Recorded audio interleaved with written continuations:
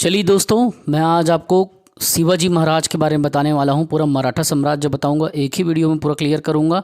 बस आप धैर्य से इस कंटेंट को समझना, धैर्य से इस कंटेंट को सुनने की कोशिश करना।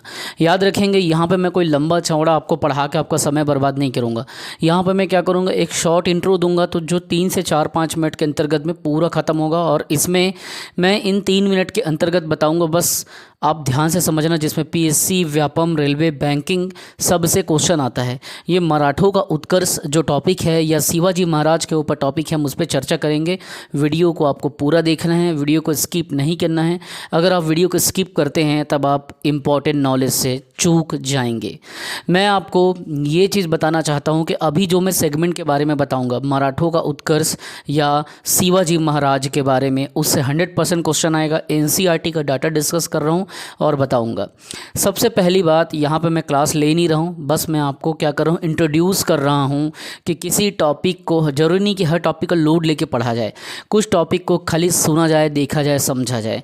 जब आप सुनते हो, देखते हो, समझते हो तो चीज़ें काफ़ी ईजी हो जाती है।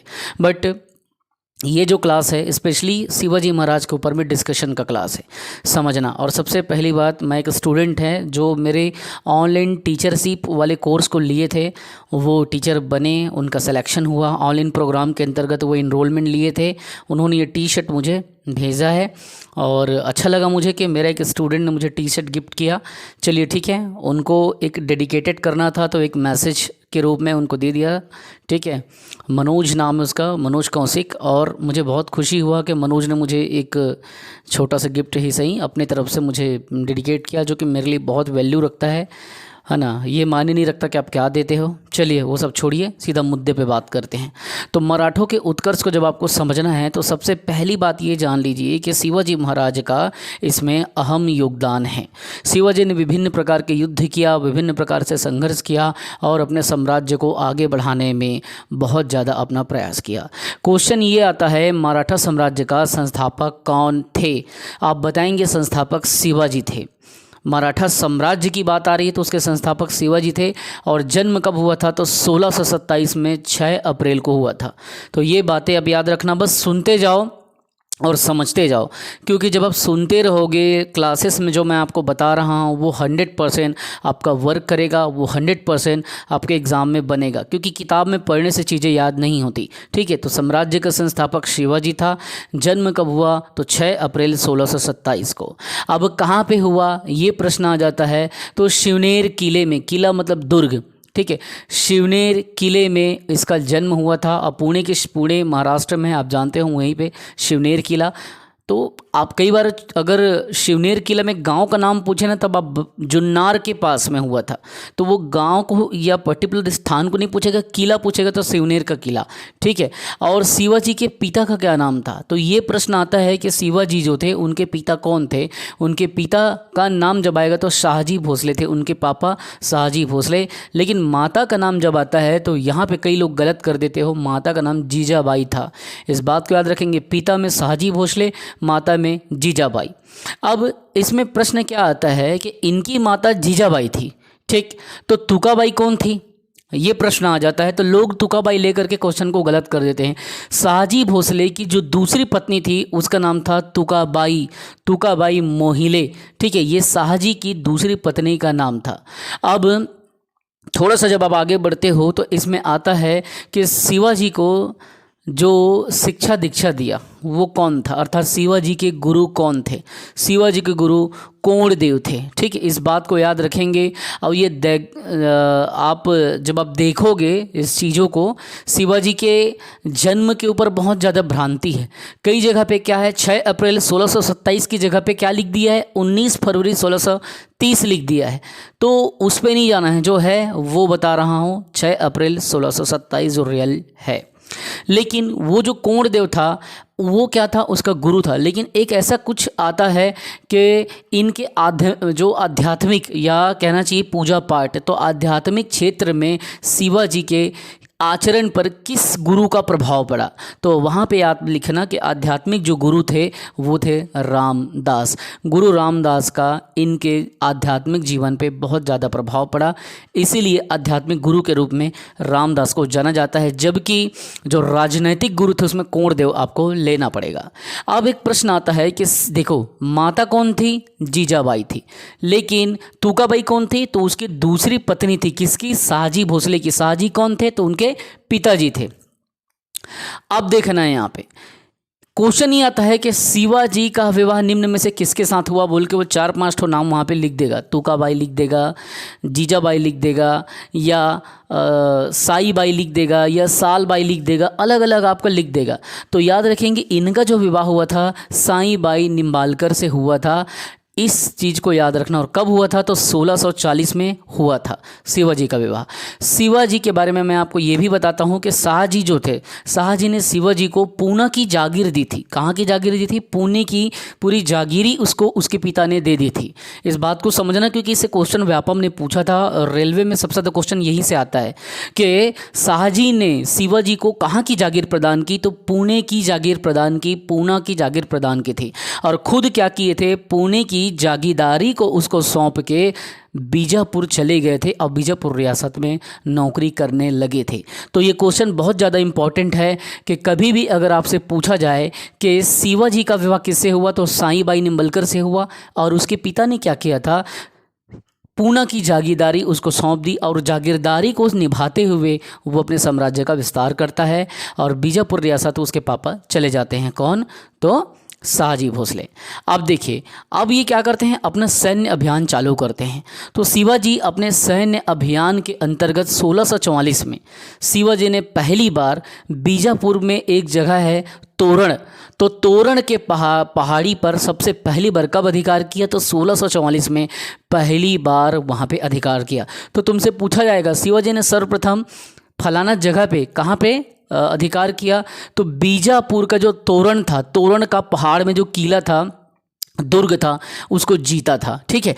और ये कब की बात थी? 1644 की। एक क्वेश्चन आता है कि इसकी राजधानी क्या थी और कब बनी और कौन से जगह पे बनी? तो 1656 में शिवाजी ने क्या किया था? रायगढ़ को अपनी राजधानी बनाया था। तो ये भी आपको याद रखना है, क्योंकि ये क्वेश्चन में पूछे गए हैं। कब बनाया गया था? तो 1656 में बनाया गया था। किस स्थान को बनाया? तो रायगढ़ को बनाया था। और ये क्या थी? तो रायगढ़ मतलब आप छत्तीसगढ़ वाला रायगढ़ मत लेना, या उड़ीसा वाला रायगढ़ मत लेना, हम महाराष्ट्र के बारे में बात कर रहे हैं। ठीक है। तो रायगढ़ को अपनी राजधानी बनाई थी 1656 में। अब एक बात याद रखना, राजा को क्या कहा जाता है? शिवाजी को राजा शिवाजी कहा जाता था। तो एक प्रश्न आता था कि शिवाजी को राजा किसने कहा? ये जो शिवाजी हैं उसे राजा की उपाधि किसने दी? तो याद रखेंगे ये क्वेश्चन बहुत ज़्यादा पूछा जाता है कि शिवाजी को राजा की उपाधि किसने दी, तो किस मुगल शासक ने दी? अगर ऐसा पूछ दे तो शिवाजी को राजा की उपाधि औरंगजेब ने दी थी। ये बात बिल्कुल आपके जहन में होना चाहिए, क्योंकि कभी भी इस सेगमेंट से क्वेश्चन पूछा जाएगा तब आपको आंसर करना पड़ेगा। एक बात और याद रखना, क्वेश्चन तो बहुत ज़्यादा इनके ऊपर बनते हैं, बहुत ज़्यादा प्रश्न सॉल्व भी होते हैं, लेकिन जो इम्पोर्टेंट सेगमेंट है हम उसको क्या करेंगे? यहाँ पे डील करेंगे, इम्पोर्टेंट टॉपिक पे चर्चा करेंगे। समझना बात को। हुआ क्या था? बीजापुर के सुल्तान ने अपने सेनापति को, किसको? तो अफजल खां को 1659 में शिवाजी को पराजित करने के लिए भेजा था। शिवाजी ने उसको क्या किया? अफजल खां की हत्या कर दी। तो बीजापुर के सुल्तान ने उस पर क्यों भोजा? क्योंकि वो क्या किया था? बीजापुर पे आक्रमण किया था, तोरण नाम के पहाड़ी पर भी अपना अधिकार जता लिया था।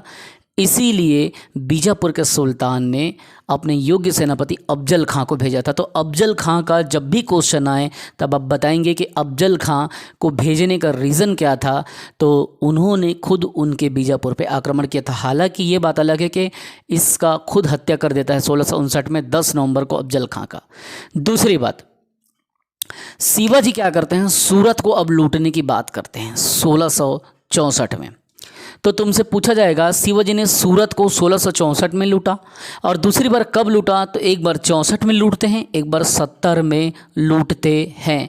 मतलब 1664 में भी सूरत को लूटते हैं और 1670 में भी सूरत को लूटते हैं। और इसी क्रम पे 64 के बाद 65 में क्या होता है, पुरंदर की संधि होता है। तो तुमसे पूछा जाएगा, पुरंदर की संधि बहुत ज़्यादा पूछे जाने वाला टॉपिक है, बहुत ज़्यादा पूछे जाने वाला एक पॉइंट है।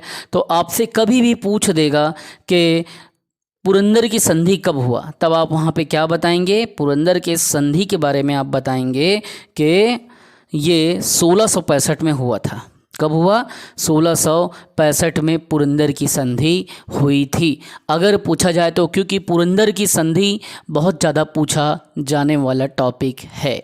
ठीक है, तो इसमें महाराजा जयसिंह और शिवाजी के बीच में संधि हुई थी। अब अगर आपको पूछा जाए कि किसके किसके बीच में संधि हुई थी, तब आप बताएंगे कि एक तरफ हमारे शिवाजी महाराज थे, ठीक है, और दूसरे तरफ जयसिंह महाराज थे। इन दोनों के बीच में 1665 में पुरंदर की संधि हुई थी। अब थोड़ा सा आगे अगर मैं लेके जाऊं, तब एक ऐसा क्वेश्चन आपको पूछा जाता है कि जब रायगढ़ को इन्होंने क्या किया, राजधानी बनाया। 5 जून 1674 को शिवाजी ने रायगढ़ में वाराणसी मतलब काशी, ठीक है, काशी पहले कहा जाता था, अभी वाराणसी कहा जाता है। तो वहीं के विद्वान को, उस विद्वान का क्या नाम था जिससे वो राज्याभिषेक कराया, तो वाराणसी का जो विद्वान था गंगाधर भट्ट। ठीक है, तो कई जगह गंगा भट्ट लिखा है, कई जगह गंगाधर भट्ट लिखा है। तो गंगा भट्ट ने क्या किया था, इसका राज्याभिषेक किया था 1674 में रायगढ़ में। ठीक है, जो कि वाराणसी का क्या था, विद्वान था। और याद रखेंगे शिवाजी को औरंगजेब ने 1600 मई का महीना चल रहा था और 1666 का दौर चल रहा था, तो औरंगजेब ने क्या किया था, जयपुर भवन में कैद करवा लिया था।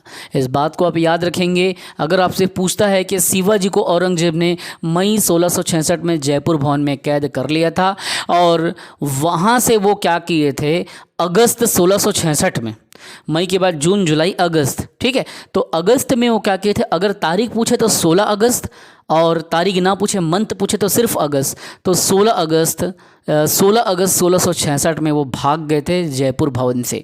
ठीक है, और मात्र 53 वर्ष की आयु में 3 अप्रैल 1680 को शिवाजी की मृत्यु भी हो गई थी। ठीक है, तो याद रखेंगे, शिवाजी का क्वेश्चन बहुत ज़्यादा पूछा जाता है। शिवाजी के मंत्रिमंडल को किस लिए जाना जाता है, तो अष्टप्रधान के नाम से जाना जाता है। आपने सुना होगा अष्टप्रधान में पेशवा का पद सबसे ज़्यादा महत्वपूर्ण था, और शिवाजी के मंत्रिमंडल को किस लिए जाना जाता है, तो अष्टप्रधान के लिए जाना जाता है। और सबसे इम्पोर्टेंट बात, शिवाजी की जो सेना थी कितने हिस्सों में बटी थी। शिवाजी की सेना, मुख्यतः इनकी सेना 3 हिस्सों में बटी थी। एक जो था पागा सेना। पागा सेना क्या होता था, ये नियमित मतलब घुड़सवारी करने वाला सेना होता था। दूसरा जो सेना था वो क्या था, सिलहदार। ये अस्थायी तौर पे घुड़सवारी करता था, जब ज़रूरत पड़ती थी तब अस्थायी तरीके से इससे सिलहदार से घुड़सवारी करके सैन्य कार्य लिया जाता था। और जो तीसरा था पैदल सेना था, पैदल सेना। ठीक है, तो याद रखना, इतनी बातें याद रखना। और शिवाजी जो थे वो तोपों का भी प्रयोग करते थे। तो शिवाजी को तोप किसने दिया था, तो अंग्रेज़ों ने प्रदान किया था, ये क्वेश्चन में पूछा जाता है। और दोस्तों, इस क्लास को मैं ख़त्म करूं उसके पहले एक चीज़ और आपको बताना चाहता हूं। मराठा जो राज्य था उसको 2 प्रकार के क्षेत्रों में बांट दिया गया था। एक जो क्षेत्र था स्वराज कहलाता था, मुख्यतः 2 बता रहा हूँ ना, रहने को तो एक और है लेकिन उसमें मैं चर्चा नहीं करूँगा क्योंकि कंफ्यूज हो जाओगे। एक क्षेत्र जो था वो स्वराज कहलाता था, दूसरा क्षेत्र जो था वो मुगतई कहलाता था। मुगतई को मुल्क कदीन ऐसा, मतलब अगर आप देखो उर्दू में देखो तो वैसा कहा जाता था, बट उतना हमको उर्दू में जाना नहीं है। स्वराज क्षेत्र किसे कहते थे, तो जो क्षेत्र डायरेक्ट मराठों के नियंत्रण में होते थे उसे स्वराज क्षेत्र कहा जाता था। मतलब जिन क्षेत्र पे डायरेक्ट मराठाओं का क्या होता था, अधिकार होता था, वो स्वराज कहलाता था। और मुगतई किसे कहते थे, ये ऐसा क्षेत्र होता था जिसमें शिवाजी क्या करते थे, कर वसूलते थे। कौन सा? चौथ कर और सरदेशमुखी। अब आप लोगों को मैं होमवर्क देता हूँ कि चौथ कर क्या था और सरदेशमुखी जो कर था वो क्या था, इसके बारे में स्टडी करके पता करके आप कमेंट करें। चौथ के बारे में बताइए वो कितना हिस्सा था, सरदेशमुखी क्या था उसको देखें। और अगर आप इसको और पूरी तरीके से पढ़ना चाहते हैं, फुल लेंथ कोर्स लेना चाहते हैं, घर बैठ कर स्टडी करना चाहते हैं, तो डिस्क्रिप्शन में माधव पहल एकेडमी के एप्लीकेशन का लिंक है। वहाँ से आप एक एक सब्जेक्ट अपने हिसाब से डील कर सकते हो। पूरा पीएससी का कोर्स है, व्यापम का कोर्स है, कंबाइन कोर्स है, टीचर का कोर्स है, असिस्टेंट टीचर का है जिसमें हम टेट को फ्री में दे रहे हैं, हॉस्टल वार्डन का कोर्स है। और आपको इंडिविजुअल जैसे इतिहास का कोर्स लेना है, इतिहास के जगह में संविधान का लेना है, सारा कोर्स आपको वहाँ से मिल जाएगा। कुछ नहीं करना है, एप्लीकेशन को इंस्टॉल करना है, मोबाइल नंबर जीमेल आईडी डाल करके उसको रजिस्टर्ड करना है और उसके बाद में अपने पसंद का कोर्स आप डायरेक्ट वहाँ से खरीद सकते हो। अगर आपको मेरा समझाना, मेरा पढ़ाना पसंद आता है या पसंद आया, इतनी मेहनत करना पसंद आया, तो चैनल को लाइक करें, शेयर करें, सब्सक्राइब करें। सब्सक्राइब इसलिए करने कह रहा हूँ क्योंकि ऐसे नॉलेजेबल वीडियो मैं डालते रहता हूँ। मैं चाहता हूँ कि आपका समय बर्बाद ना हो, सारा इंपॉर्टेंट टॉपिक जैसे ही मैं कुछ अपलोड करूँ तुरंत आपके पास पहुँच जाए। तो सब्सक्राइब करते हैं तो हमारा मोटिवेशन बढ़ता है और नॉलेज भी आपको मिलता है। बाकी आपकी मर्ज़ी, सब्सक्राइब नहीं करना है मत करो, लेकिन नॉलेजेबल वीडियो चाहिए तो सब्सक्राइब करो। और मैं आप सभी स्टूडेंट्स को ये कहना चाहता हूँ कि हार कभी ना माने, ठीक है। मैं अपनी प्रोफाइल खुद आपको बताना चाहता हूँ। मैं अभी तक 8-9 एग्ज़ाम निकाल चुका हूँ, रेलवे के रिस्पॉन्सिबल पोस्ट पे काम कर रहा हूँ, 6 CGPSC मेंस मैंने लिख लिया है। इकोनॉमिक सर्वे का बुक मैंने पिछले बार लॉन्च किया था, बहुत ज़बरदस्त रिस्पॉन्स आया था। पैड क्लासेस स्टूडेंट को दे रहा हूँ। 8 घंटे की ड्यूटी के बाद से 8 घंटे की क्लासेस लेता हूँ। जब मैं 16 घंटे काम कर सकता हूँ तो आप 8 घंटे क्यों नहीं पढ़ सकते? आपको पढ़ना पड़ेगा क्योंकि सपने आपके हैं, तो परिश्रम आपको करना पड़ेगा। अगर आप नहीं मेहनत करोगे तो आपको सपने देखने का अधिकार भी नहीं है, और सपने देख रहे हो तो बेईमानी का भी आपको अधिकार नहीं है। खुद से बेईमानी ना करें कि खुदा नहीं ना सही आँखों का ख्वाब सही, एक हसीन नज़ारा तो है नज़र के लिए, वो मुतमईन है कि पत्थर पिघल नहीं सकता। मैं बेकरार हूँ आवाज़ में कसर के लिए, मैं बेकरार हूँ आवाज़ में कसर के लिए, पत्थर भी पिघलेगा, बस नीयत में दम होना चाहिए। जय हिंद, वंदे मातरम। जरूर चैनल को सब्सक्राइब करें, हमारा मनोबल बढ़ाएं।